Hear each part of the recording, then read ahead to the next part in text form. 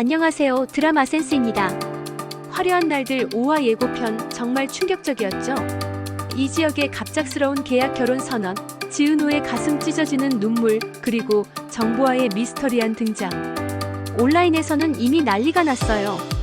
시청자들은 지혁 제발 은호 곁으로 돌아와 라고 외치고 있고, 일부는 소현경 작가니까 결국 해피엔딩 줄 거야 라고 믿고 있죠. 하지만 잠깐, 과연 이지혁의 계약 결혼이 오래 갈까요? 절대 그렇지 않을 거예요.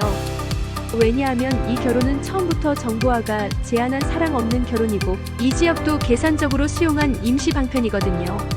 오늘은 이지혁의 계약 결혼이 왜 짧을 수밖에 없는지, 그가 요구한 것은 무엇인지, 위로금은 얼마인지, 그리고 지은호와의 운명적 재결합은 어떻게 이루어질지 완벽 분석해드릴게요. 구독, 좋아요, 알림 설정 잊지 말아주세요. 먼저 이 계약 결혼이 왜 오래 갈 수 없는지부터 살펴볼게요. 첫 번째 단서.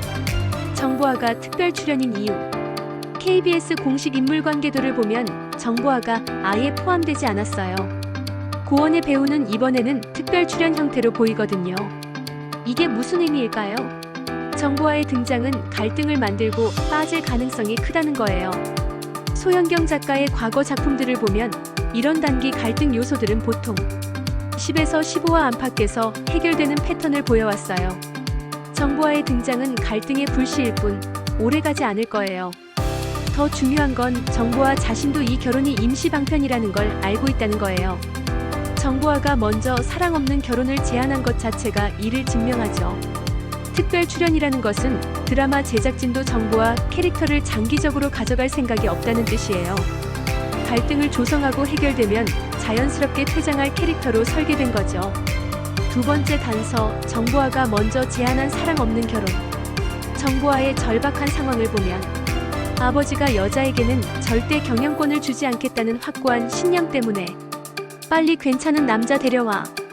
그래야 회사 일도 맡길 수 있어라고 재촉했고, 경영권을 얻기 위해서는 결혼이 필수인 상황이었죠. 하지만 여기서 중요한 건 정보아가 사랑 없는 결혼이라고 명시했다는 거예요. 즉, 언젠가는 진짜 사랑을 찾고 싶다는 마음이 있다는 뜻이죠. 이런 마음가짐으로 시작된 결혼이 평생 갈 수 있을까요? 절대 그럴 수 없어요. 정보아는 이미 이 결혼의 종료 시점이 있다는 걸 전제하고 시작한 거예요. 세 번째 단서, 이지혁의 황당함에서 계산적 수용. 이지혁이 정보아의 제안을 받아들이려 보면 이 결혼의 한시성이 더욱 명확해져요. 이지혁의 처음 반응. 아니 갑자기 무슨 소리야? 사랑 없는 결혼이라니 이게 말이 돼?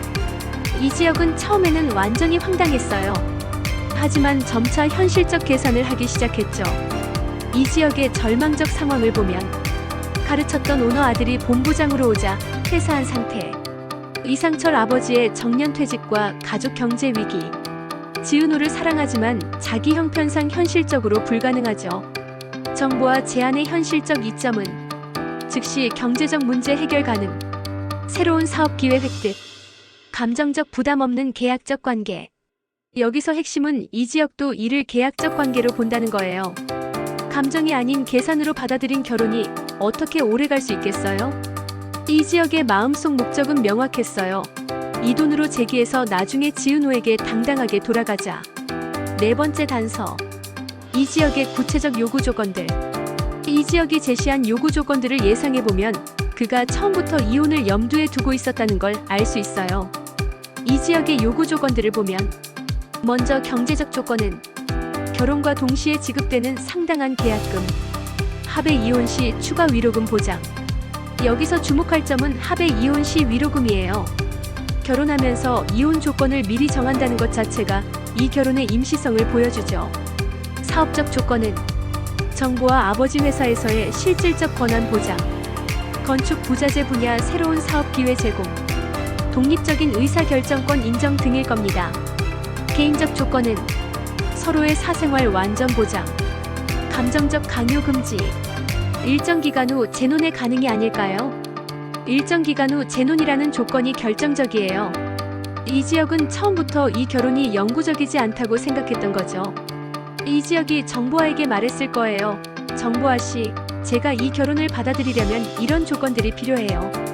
특히 일정 기간 후에는 서로 재논의할 수 있어야 해요. 5번째 단서, 정부와 아버지의 사업적 사고방식. 정부와 아버지가 이 결혼을 받아들인 이유도 계약 결혼의 한계를 보여줘요. 그는 결혼이 꼭 사랑이 전제되어야 한다고 생각지 않아요. 사업적 거래로 보는 사람이에요. 정부와 아버지가 만족한 이유는 이 지역이라 능력 있는 사람이지. 우리 거래처에서도 인정받던 사람이고 사업적으로도 도움이 될 것 같은데 이 지역의 요구 조건들도 오히려 신뢰감을 줬을 거예요. 하지만 만약 상황이 바뀐다면 아버지의 사망, 회사 경영 상황의 변화, 정부와의 경영 능력 증명, 이 지역의 독립적 성공, 다른 사업적 기회의 등장, 이런 변수들이 생기면 사업적 결혼의 필요성도 사라지게 돼요. 6번째 단서, 지은호가 모르는 진실들. 지은호가 알지 못하는 진실들이 나중에 밝혀지면서 오해가 풀리고 두 사람 간의 상황이 완전히 바뀔 거예요. 지은호의 현재 인식은 이 지역이 돈 때문에 자신을 버리고 재벌과 딸을 선택했다고 믿는 것이죠. 그러나 실제 상황은 정보화가 현실적 해결책을 제안하고 이 지역이 어쩔 수 없이 수용한 것이죠. 이 진실이 밝혀지는 순간 지은호의 관점이 완전히 바뀔 거예요. 자신에 대한 거절이 아니라 어쩔 수 없는 선택이었다는 걸 알게 되죠. 특히 정보화가 먼저 제안했다는 사실을 알게 되면 지은호는 이 지역이 적극적으로 다른 여자를 선택한 게 아니라는 걸 깨달을 거예요. 7번째 단서, 이태란의 전략적 개입과 그녀가 지은호를 돕는 진짜 이유. 여기서 의문이 생겨요. 이태란이 왜 지은호를 도우려는 걸까요? 이태란이 지은호를 돕는 이유들은 첫 번째, 지은호 아버지에 대한 깊은 은혜 때문일 거예요. 이태란의 남편과 지은호 아버지는 과거 사업 파트너였을 거예요. 그런데 단순한 파트너가 아니라 지은호 아버지가 이태란의 남편에게 결정적인 도움을 줬을 가능성이 높아요. 남편의 실수로 사업이 망했으나 지은호 아버지는 이를 덮어주었죠. 그러나 두 사람 다 스트레스로 사망하였던 거지요. 이를 나중에 안 이태란이 이제 은혜를 갚는 것이라고 믿고 싶어요. 여전히 음모의 가능성을 열어두지만요. 두 번째, 지은호 가족의 현재 어려움에 대한 측은함. 이태란이 재벌집의 안주인이 된 후 지은호 가족을 찾았고 어려워진 걸 보고 마음이 아팠을 거예요. 특히 과거 은혜를 받았다면 더욱 그렇겠죠. 이태란의 프로젝트는 단순한 도움이 아니라 정교한 역전 전략이면서 동시에 은혜 갚기예요. 이태란은 특별 출연인 정보화와 달리 주요 캐릭터로 설정되어 있어요. 그녀의 개입이 스토리의 판도를 바꿀 거예요. 계약 결혼 조건이 된 위로금은 얼마나 될까?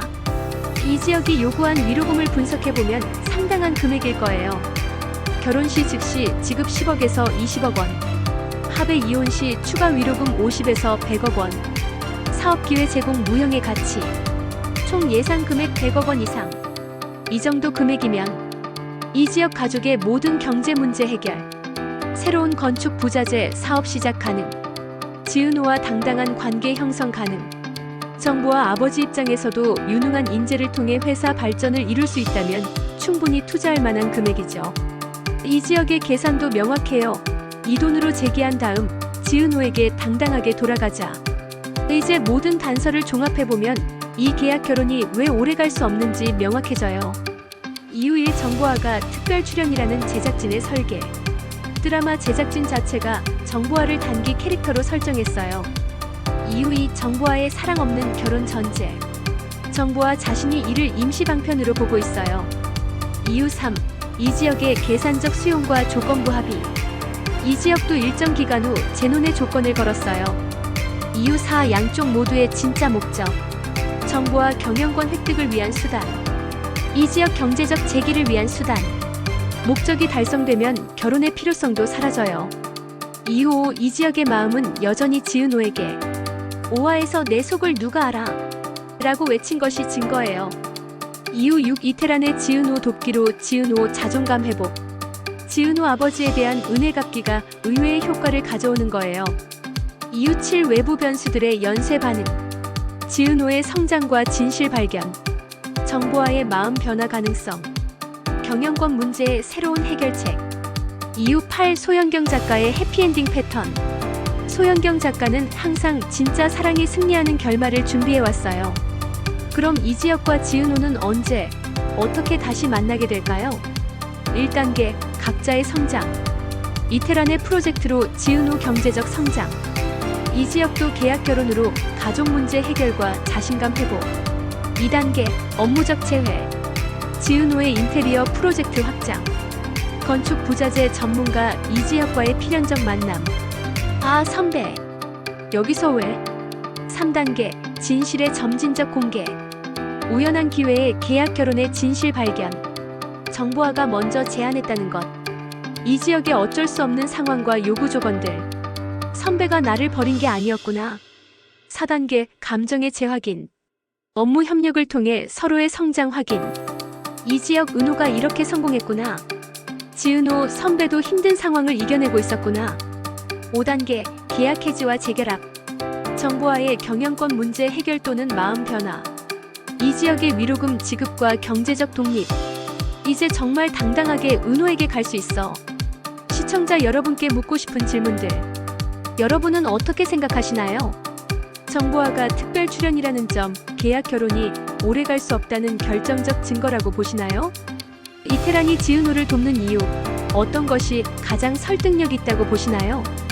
이 지역의 계약 결혼이 몇 화까지 갈 것 같나요? 10화, 15화. 이 지역이 요구한 이혼 위로금은 정말 100억 원 이상일까요? 지은호가 모든 진실을 알게 되면 어떻게 반응할까요? 이태란의 3천만 원 프로젝트가 정말 게임 체인저가 될 수 있을까요? 이 지역과 지은호의 재회는 언제쯤 이루어질까요? 정보화가 계약 결혼 과정에서 진짜 감정을 느끼게 될까요? 결국 현실적 계산과 순수한 사랑 중 어느 쪽이 이길까요? 여러분이 이 지역이라면 정보화의 사랑 없는 결혼 제안을 받아들이셨을까요? 이 모든 계산과 전략들이 성공할까요? 아니면 예상치 못한 변수가 모든 걸 바꿀까요? 댓글로 여러분의 예측과 의견을 남겨주세요. 특히 이태란이 지은호를 돕는 진짜 이유가 무엇인지, 그리고 계약 결혼이 언제 끝날 것 같은지 궁금해요. 드라마 센스는 여러분과 함께 이 지역의 계산된 선택과 지은호와의 운명적 사랑을 지켜보고 싶어요. 구독, 좋아요, 알림 설정 꼭 부탁드릴게요. 다음 영상에서 또 만나요. 감사합니다.